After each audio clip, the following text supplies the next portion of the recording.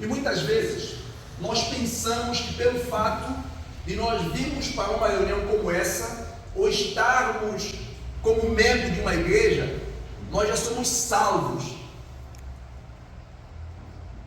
E tem uma coisa mais, muitos de nós acreditamos que o que nos torna pecadores e que nos leva para o inferno, sofrer o castigo de Deus, são as maldades que nós cometemos, porque nós pecamos, nós falhamos, fazemos coisas erradas, mentimos, roubamos, enganamos, ficamos tristes, ficamos com raiva, criamos mágoa das pessoas em nosso coração. Então nós pensamos que essas práticas é que nos condenam, mas não é verdade.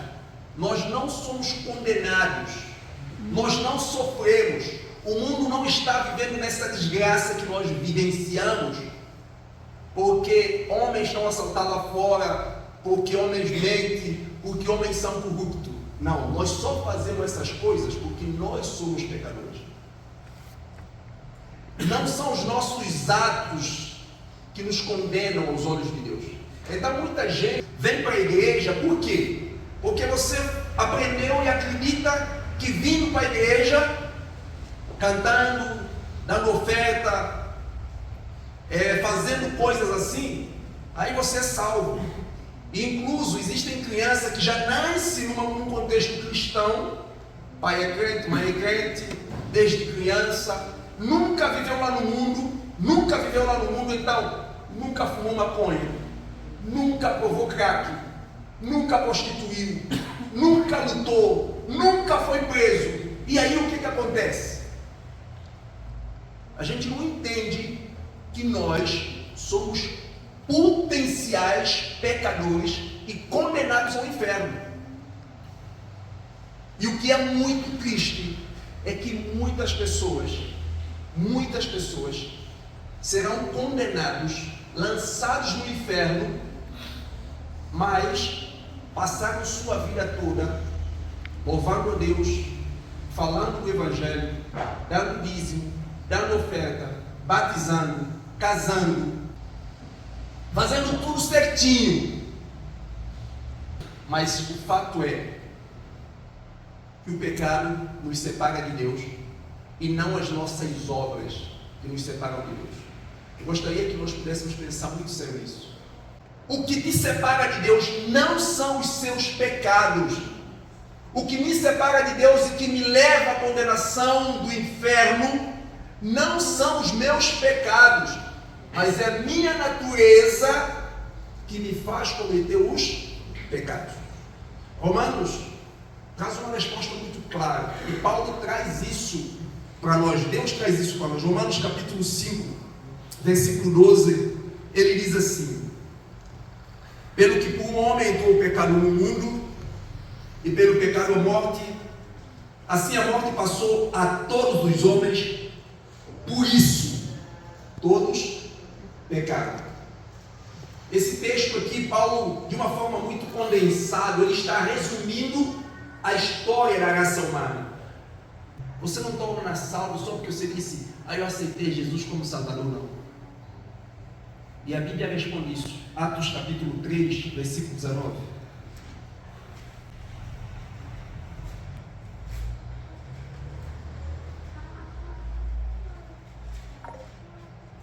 Atos 3,19, ele diz assim: arrependei-vos e convertei-vos, para que sejam apagados os vossos pecados, e venham assim tempos de refrigério pela presença de Deus, e ele envia Cristo, que já antes foi pregado. O que nos salva então? Como a gente pode ser salvo? Quando eu torno salvo, é porque eu aceitei Jesus como Salvador? Não, Senhor. Quando eu arrependo dos meus pecados. Tem muita gente que aceita Jesus, mas nunca arrependeu do seu pecado. Porque aceitar Jesus é bonito, mas largar o seu pecado, nós não temos coragem de fazer isso. Amém, Senhor. Preste atenção, irmãos. Nós não vamos para o céu porque aceitamos Jesus. Nós vamos para o céu porque arrependemos, reconhecendo que somos pecadores, que somos miseráveis, e por causa disso Jesus morreu na cruz, e que somente nele e através dele miséria. Nós entendemos o nosso estado de podridão. E falamos, Jesus, Senhor, eu que achava que estava tudo bem, mas a tua palavra diz que eu sou sujo. E foi por causa disso que Jesus morreu. Jesus morreu para lavar. Por isso que ele fala, arrependei-vos. O que é arrependimento? É concordar com Deus que você é pecador. Irmão, tem muita gente que está na igreja que nunca experimentou paz, que nunca experimentou perdão. Tem muita gente que está na igreja que nunca fez sentido para ele ser cristão. Mas depois de tanto tempo na vida cristã, ele fez que nunca entendeu isso. Porque o Espírito Santo, se não estiver lá, irmão, os rituais não salvam. O que salva é Jesus. E Jesus não salva porque alguém disse a você, não, você tem que aceitar Jesus para ir para o céu. Eu quero aceitar Jesus. Você entendeu o seu estado de miséria? Você entendeu por que Jesus morreu na cruz? Porque sem arrependimento não há perdão. Primeira coisa é arrependimento, concordar com Deus. Segunda coisa é converter. O que é converter? É muito simples. Imagina que esse copo, esse recipiente, ele está com água. O que é importante aqui para mim é água. Só que tem um buraco. Tem um furo. Imagina que a água começa a perder aqui nesse recipiente. Imagina que essa é a única água que existe no mundo. Única água que nós temos. E está aí vertendo. O que é que a gente faz? A gente despeja ela automaticamente no outro vaso. Um vaso bom para conservar aquilo que é mais importante. Converter é exatamente isso. Converter é se transportar, é você entender que agora a sua vida, aquilo que é mais precioso, você tira das suas mãos e você coloca na mão de Jesus.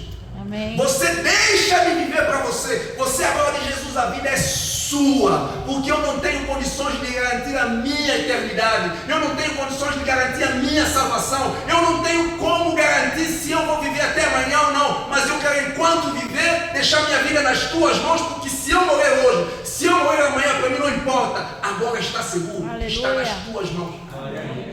A vida na sua mão, ele está num lugar roto. A vida na sua mão está num lugar falho. A vida na sua mão está num lugar que se perde.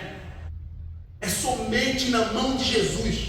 É somente colocar a nossa vida em Jesus que nós encontramos a salvação, que nós encontramos a libertação e que nós vamos experimentar a promessa do Evangelho. Olha a promessa do Evangelho, ele diz assim: arrependei-vos e convertei-vos para que sejam apagados os vossos pecados e venham Aleluia. tempos de refrigério pela presença do Senhor. Amém. Glória a Deus.